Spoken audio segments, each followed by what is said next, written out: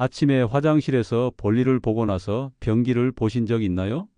소변의 거품이 하얀 포말처럼 둥둥 떠 있는 걸 보고도 물을 적게 마셔서 그런가 보다 하고 그냥 넘기신 분들이 정말 많으실 겁니다. 저도 젊은 시절엔 그랬거든요. 저는 38년 동안 의사로 일하면서 그중 25년간 국립대학 신장질환연구소에서 소장을 맡았던 72살 정세훈입니다. 오늘 여러분께 꼭 들려드리고 싶은 이야기가 있어서 이렇게 나왔습니다. 소변 거품은 우리 신장이 보내는 가장 마지막 경고 신호일 수 있습니다.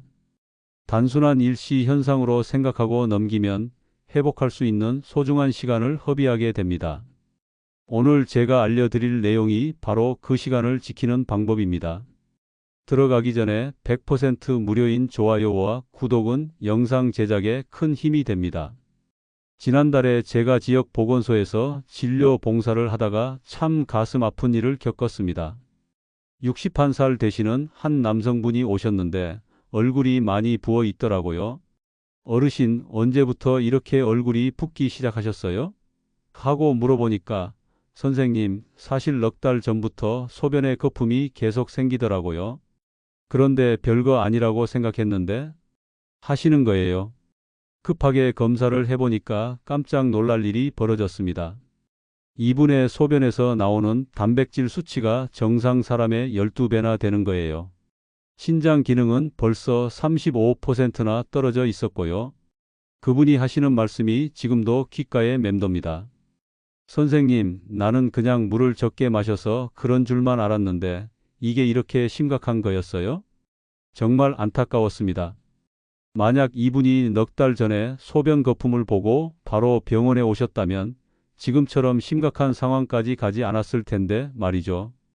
여러분, 혹시 지금 이 이야기를 들으시면서 나도 요즘 소변에 거품이 생기는데 하고 생각하고 계시는 분 있으신가요? 아니면 우리 남편이 그런다고 했는데 별거 아니겠지 하고 넘기려고 하시는 분도 계실 거예요. 저는 38년 동안 수많은 환자분들을 만나면서 깨달은 게 있습니다. 우리 몸은 거짓말을 하지 않는다는 거예요. 특히 신장은 더욱 그렇습니다. 신장이 보내는 작은 신호 하나하나가 모두 의미가 있거든요. 그런데 문제는 대부분의 분들이 이런 신호를 그냥 넘겨버리신다는 거예요. 나이 들어서 그런가 보다, 스트레스 받아서 그런가 보다, 요즘 바빠서 그런가 보다 하면서 말이죠. 오늘 제가 여러분께 들려드릴 이야기는 그저 의학적 정보가 아닙니다. 저 자신도 72살이 되어서야 깨달은 소중한 깨달음이고 여러분의 건강한 노후를 위해 꼭 알아두셔야 할 생명줄 같은 이야기예요. 지금부터 소변 거품이 우리에게 전하는 몸의 메시지가 무엇인지 그리고 이것을 어떻게 현명하게 대처해야 하는지 차근차근 알려드리겠습니다. 끝까지 함께 해주시면 여러분도 분명 이런 것까지 몰랐구나 하고 놀라실 거예요. 자, 그럼 먼저 가장 중요한 것부터 말씀드릴게요. 소변에 생기는 거품이 과연 모두 위험한 건지 아니면 괜찮은 건지 구분하는 방법입니다. 제가 환자분들한테 늘 하는 말이 있어요. 내일 아침에 일어나서 첫 소변을 보시고 10분 동안 기다려 보세요. 그리고 나서 변기를 다시 한번 보시는 거예요. 왜 10분이냐고요? 일반적인 거품은 보통 3분에서 5분 사이에 사라집니다.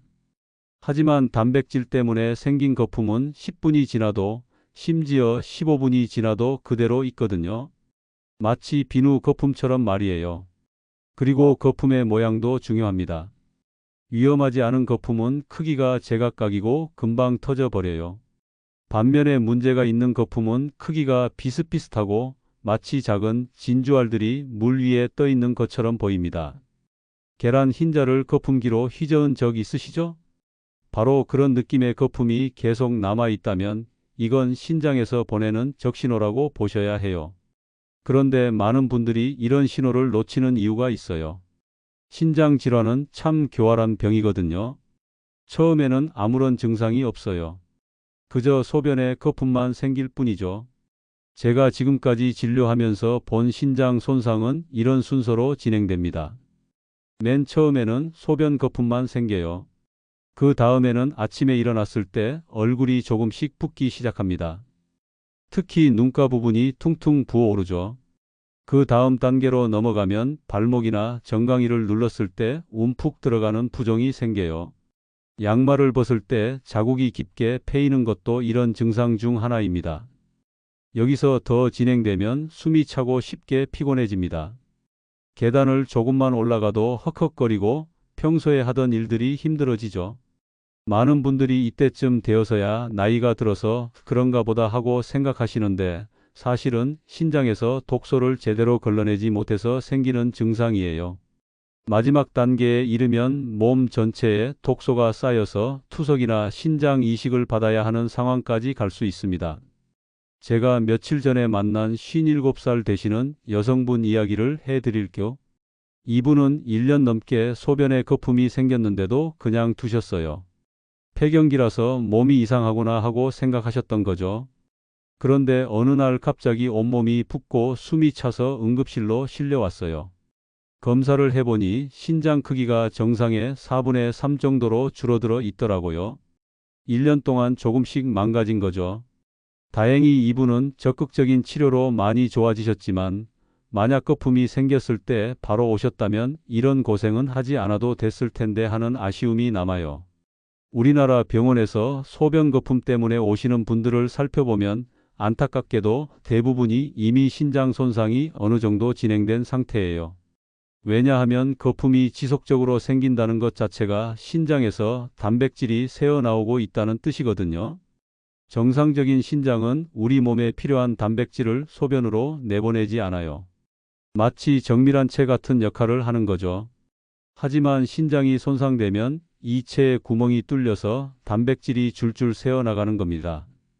그런데 여기서 중요한 건 신장은 한번 망가지기 시작하면 저절로 좋아지지 않는다는 점이에요.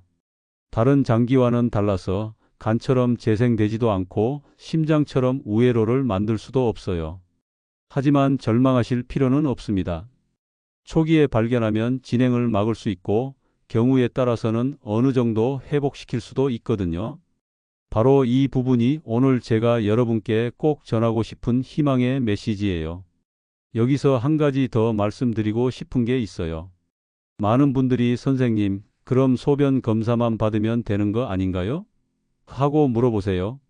물론 소변 검사도 중요하죠. 하지만 그것만으로는 부족해요. 왜냐하면 신장 기능은 서서히 떨어지거든요. 오늘 검사에서 정상이었다고 해서 한 달 뒤에도 정상이라는 보장은 없어요. 특히 우리 같은 50대 이상에서는 더욱 그렇습니다. 나이가 들면서 신장도 자연스럽게 노화가 됩니다. 젊었을 때는 신장 기능이 100%였다면 60대가 되면 보통 80에서 90% 정도로 떨어져요. 이건 자연스러운 현상이에요. 하지만 여기에 고혈압이나 당뇨병이 더해지면 상황이 달라집니다. 신장 기능이 더 빠르게 떨어지죠. 그래서 평소에 혈압과 혈당 관리를 잘 하시는 분들도 소변 거품은 꼭 주의 깊게 살펴보셔야 해요. 제가 진료하면서 가장 안타까웠던 경우 중 하나를 말씀드릴게요. 68살 되시는 한 분이 계셨는데 이분은 평소에 건강관리를 정말 잘하셨어요. 매년 정기검진도 받고 운동도 꾸준히 하시고 담배도 술도 안 하시는 분이었거든요. 그런데 어느 날 딸이 아버지 요즘 화장실 가신 후에 거품이 많이 생기던데요? 하고 말씀을 하셨대요. 처음에는 별거 아니겠지 하고 넘기셨는데 딸이 계속 걱정해서 병원에 오신 거예요. 검사 결과를 보고 저도 깜짝 놀랐어요. 정기검진에서는 늘 정상이었는데 단백뇨 수치가 상당히 높게 나온 거예요. 다행히 아직 초기 단계라서 적극적인 치료로 많이 좋아지셨지만 만약 딸분이 눈치채지 못했다면 어땠을까 하는 생각이 들더라고요. 이 이야기에서 중요한 건 가족의 관심이에요. 본인은 매일 보는 거라서 놓치기 쉽거든요. 하지만 가족들이요? 아버지 소변에 거품이 많이 생기네 하고 얘기해주면 더 빨리 알아차릴 수 있어요. 또 하나 알아두셔야 할 건 거품의 양도 중요하다는 점이에요. 가끔 거품이 조금 생기는 건 괜찮아요. 하지만 변기 표면의 절반 이상을 덮을 정도로 거품이 많다면 이건 꼭 병원에 가보셔야 해요. 그리고 거품과 함께 다른 증상이 있는지도 살펴보세요. 예를 들어서 평소보다 소변 색깔이 진해졌다거나 소변 냄새가 이상하다거나 소변을 볼 때 아프다거나 하는 증상 말이에요. 특히 소변 색깔이 콜라색처럼 짙어졌다면 이건 응급 상황이에요. 바로 응급실로 가셔야 합니다. 신장에서 출혈이 있을 수 있거든요. 많은 분들이 또 이런 질문을 하세요. 선생님, 그럼 약국에서 파는 소변 검사지로 집에서 확인해도 되나요? 물론 도움이 되긴 해요. 하지만 그것만 믿으면 안 되고요. 정확한 진단은 병원에서 받으셔야 해요. 왜냐하면 신장 질환은 단순히 소변 검사 하나만으로는 다 알 수 없거든요. 혈액 검사도 해야 하고 경우에 따라서는 초음파 검사나 다른 정밀 검사도 필요해요. 하지만 무엇보다 중요한 건 우리 몸이 보내는 신호를 놓치지 않는 거예요. 소변 거품이 일주일 이상 계속 생긴다면 혼자 고민하지 마시고 꼭 전문의와 상담받으시기 바랍니다. 그럼 이제 어떻게 하면 우리 신장을 지키고 이미 손상된 신장을 회복시킬 수 있는지 구체적인 방법을 알려드리겠습니다. 지금부터 말씀드릴 내용은 제가 38년 동안 신장 환자들을 치료하면서 직접 확인한 것들입니다. 약물 치료도 중요하지만 우리가 매일 먹는 음식으로도 신장 건강을 크게 개선할 수 있어요. 그 중에서도 가장 놀라운 효과를 보인 게 바로 수박입니다. 수박이요? 하고 의아해하실 분들이 많으실 텐데 들어보시면 정말 신기하실 거예요. 수박에는 시트룰린이라는 성분이 들어 있어요. 이 성분이 우리 몸에서 혈관을 확장시키고 혈액순환을 좋게 만들어줍니다. 특히 신장으로 가는 혈류량이 늘어나면서 노폐물을 더 잘 걸러낼 수 있게 되는 거죠. 그런데 여기서 중요한 포인트가 있어요. 수박을 먹을 때 껍질까지 함께 드셔야 한다는 점입니다. 빨간 과육 부분보다 하얀 껍질 부분에 시트룰린이 더 많이 들어 있거든요. 선생님, 수박 껍질을 어떻게 먹어요? 하고 묻는 분들이 많은데 생각보다 간단해요. 수박을 사서 겉껍질만 벗기고 하얀 부분까지 함께 갈아서 주스로 만들어 드시면 됩니다. 제가 환자분들께 권하는 방법은 이래요. 아침에 공복에 수박 주스를 300에서 500g 정도 드시는 거예요. 왜 공복이냐면 그래야 시트룰린 성분이 우리 몸에 더 잘 흡수되거든요. 처음에는 맛이 좀 이상할 수 있어요. 수박 껍질이 들어가니까 단맛도 덜하고 약간 풀냄새 같은 게 날 수도 있어요. 하지만 며칠 드시다 보면 익숙해지실 거예요. 그리고 수박과 함께 드시면 좋은 게 바로 사과예요. 사과에는 펙틴이라는 성분이 풍부한데 이게 우리 몸에 쌓인 독소를 흡착해서 밖으로 내보내는 역할을 해요. 마치 청소기 같은 거죠. 사과는 하루에 1개 정도 껍질째 드시는 게 좋아요. 시간은 오전 10시에서 11시 사이가 적당하고요. 수박 주스를 드시고 2~3시간 후에 드시면 됩니다. 여기에 더해서 크랜베리도 정말 좋아요. 크랜베리에는 프로안토시아니딘이라는 성분이 들어있는데 이게 염증을 줄여주고 소변길에 생기는 감염을 예방해 줍니다. 크랜베리는 생으로 먹기에는 너무 셔서 보통 주스로 드시는 게 좋아요. 하지만 시중에 파는 크랜베리 주스는 설탕이 많이 들어 있으니까 가능하면 무가당 제품을 찾아서 드세요. 점심 드시고 1시간 후에 한 잔 정도가 적당해요. 그리고 저녁에는 체리를 드시기 바랍니다. 체리에는 안토시아닌이라는 성분이 들어 있어서 우리 몸의 세포를 보호하고 재생시키는 데 도움을 줘요. 또 멜라토닌도 들어 있어서 숙면에도 좋고요. 체리는 10개에서 15개 정도 저녁 8시쯤 드시면 됩니다. 너무 늦게 드시면 소화에 부담이 될 수 있으니까 주의하세요.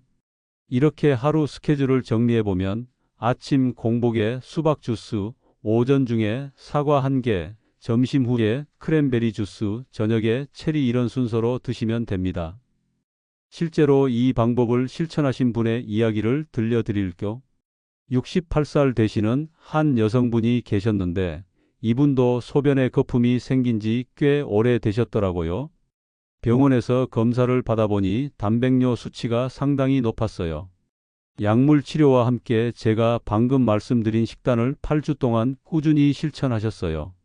수박 주스도 매일 드시고 사과, 크랜베리, 체리도 빠뜨리지 않고 드셨고요.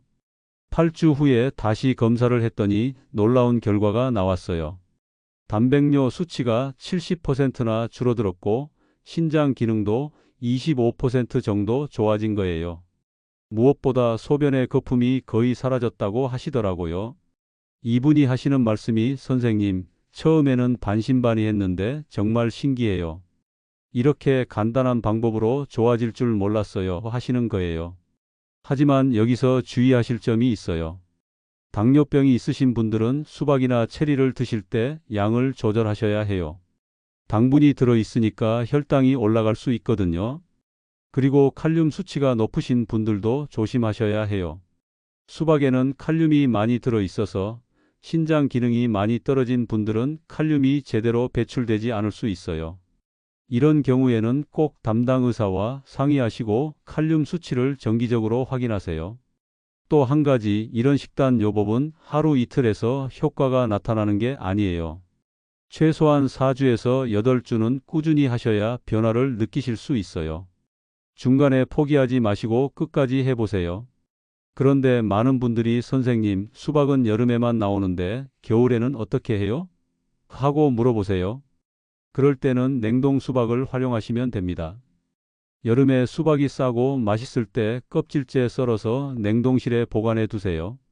냉동에도 시트룰린 성분은 그대로 남아 있으니까 걱정하지 마세요. 수박 대신 참외나 오이를 드셔도 좋아요. 참외에도 시트룰린이 들어있고 오이는 1년 내내 구하기 쉽죠. 오이는 껍질째 갈아서 주스로 만들어 드시거나 그냥 생으로 드셔도 좋아요. 크랜베리 주스를 구하기 어려우시면 건 크랜베리를 드셔도 좋고요. 블루베리로 대신하셔도 됩니다. 체리도 마찬가지로 건 체리나 냉동 체리를 활용하세요. 그리고 이런 식단 요법을 시작하실 때는 가족들한테도 미리 얘기해 두세요. 그래야 가족들도 함께 도와주고 냉장고에 필요한 과일들을 준비해 놓을 수 있잖아요. 이제 이런 식단 요법과 함께 생활 습관도 어떻게 바꿔야 하는지 말씀드리겠습니다. 지금까지 식단에 대해서 말씀드렸는데 신장 건강을 지키려면 생활 습관도 함께 바꿔야 해요. 그 중에서도 가장 중요한 게 물 마시는 습관입니다. 많은 분들이 신장이 안 좋으면 물을 많이 마셔야 한다고 알고 계시는데 반은 맞고 반은 틀려요. 물론 충분한 수분 섭취는 중요하지만 한꺼번에 많이 마시면 오히려 신장에 부담을 줄 수 있거든요. 제가 권하는 방법은 이래요. 마셔야 할 물의 양을 자신의 체중의 30을 곱한 만큼 마시세요. 예를 들어서 60kg이시면 1800ml, 대략 컵으로 9잔 정도 되겠네요. 하지만 이걸 한 번에 마시면 안 되고 2시간마다 한 잔씩 나누어서 마시세요. 그러면 신장이 무리하지 않고 꾸준히 일할 수 있어요. 특히 아침에 일어나서 첫 잔, 잠들기 2시간 전에 마지막 잔을 마시는 습관을 들이시면 좋겠어요. 그 다음으로 중요한 건 염분 섭취를 줄이는 거예요. 우리나라 사람들은 평균적으로 하루에 필요한 양의 2배 이상 염분을 먹고 있어요. 이게 신장에 얼마나 무리를 주는지 아시나요? 염분을 갑자기 확 줄이면 음식 맛이 없어서 스트레스 받으실 거예요. 그래서 단계적으로 줄여나가시는 게 좋아요. 첫 주에는 평소에 80%만 넣으세요. 그 다음 주에는 60%, 그 다음에는 40% 이런 식으로 말이에요. 대신에 염분 대신 다른 양념을 활용하세요. 마늘, 생강, 후추, 허브 같은 걸로 맛을 내면 염분을 줄여도 충분히 맛있게 드실 수 있어요. 특히 레몬즙이나 식초를 활용하면 신맛이 짠맛을 어느 정도 대신해줘서 도움이 되거든요. 단백질 섭취도 조절하셔야 해요. 단백질이 몸에 좋다고 해서 너무 많이 드시면 신장이 이걸 처리하느라 힘들어해요. 하루에 필요한 단백질은 자신의 체중의 0.8을 곱한 정도예요. 60kg이시면 48g 정도 되겠네요. 이걸 한 번에 드시지 마시고 세 끼에 나누어서 드세요. 아침에 달걀 1개, 점심에 생선 1토막, 저녁에 두부 반모 이런 식으로 말이에요. 그러면 신장이 무리하지 않고 단백질을 처리할 수 있어요. 운동도 빼놓을 수 없죠. 하지만 너무 격한 운동은 오히려 해로워요. 신장에 좋은 운동은 중강도 유산소 운동이에요. 걸으면서 옆 사람과 대화할 수 있을 정도의 강도가 딱 좋아요. 처음에는 하루 10분부터 시작하세요. 그리고 일주일에 2분씩 늘려가서 최종적으로는 30분 정도 할 수 있으면 좋겠어요. 매일 하는 게 부담스러우시면 일주일에 5번 정도만 해도 충분해요. 운동 시간대도 중요해요. 아침 일찍이나 저녁 늦게보다는 오전 10시나 오후 4시 정도가 좋아요. 이때가 우리 몸이 가장 활발하게 움직일 수 있는 시간대거든요. 그리고 무엇보다 중요한 게 수면이에요. 밤 10시부터 새벽 2시까지는 우리 몸이 회복되는 시간이에요. 이 시간에 깊게 잠들어야 신장도 제대로 쉬면서 회복할 수 있어요. 잠들기 전에는 스마트폰이나 텔레비전을 보지 마세요. 블루라이트가 멜라토닌 분비를 방해해서 깊은 잠을 잘 수 없거든요.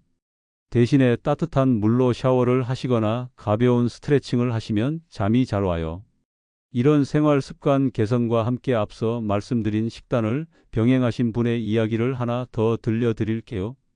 66살 되시는 한 남성분이었는데 이분은 고혈압까지 있으셔서 더 걱정이 되셨거든요. 이분이 3달 동안 제가 말씀드린 모든 걸 실천하셨어요. 수박 주스부터 시작해서 물 마시는 습관, 염분 줄이기, 적당한 운동, 규칙적인 수면까지 모든 걸 바꾸셨죠. 결과가 정말 놀라웠어요. 3달 만에 소변 거품이 완전히 사라졌고 혈압도 정상 범위로 돌아왔어요. 무엇보다 이분이 선생님, 몸이 이렇게 가벼울 줄 몰랐어요. 아침에 일어나는 것도 훨씬 수월해졌어요 하시더라고요.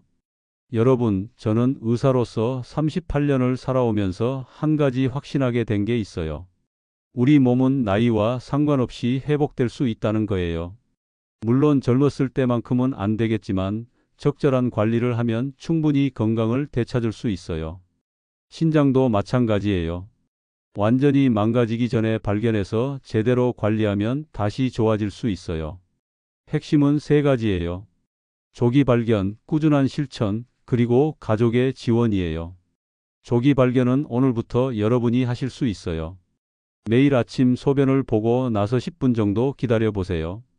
거품이 남아있는지 확인하시고 일주일 이상 계속된다면 병원에 가보시는 거예요. 꾸준한 실천은 말할 것도 없죠. 하루 이틀 하고 그만두면 아무 소용이 없어요. 최소한 3달은 해보세요. 그러면 분명히 변화를 느끼실 거예요. 가족의 지원도 정말 중요해요. 혼자서는 힘들거든요. 가족들한테 내가 지금 신장 건강을 위해서 이런 걸 하고 있다고 말씀하시고 도움을 청하세요. 그러면 훨씬 쉽게 하실 수 있을 거예요. 오늘부터 시작하세요. 아침에 수박 주스 1잔, 오전에 사과 1개, 점심 후에 크랜베리 주스, 저녁에 체리 몇 개. 이것만 해도 여러분의 신장은 분명히 좋아질 거예요. 그리고 3달 후에 병원에서 검사를 받아보세요. 분명히 좋은 결과가 나올 거예요. 그때 여러분이 느끼실 기쁨을 저도 함께 나누고 싶습니다. 좋아요와 구독 잊지 마시고요. 건강한 신장으로 행복한 노후를 보내시길 진심으로 바랍니다. 끝까지 들어주셔서 감사합니다.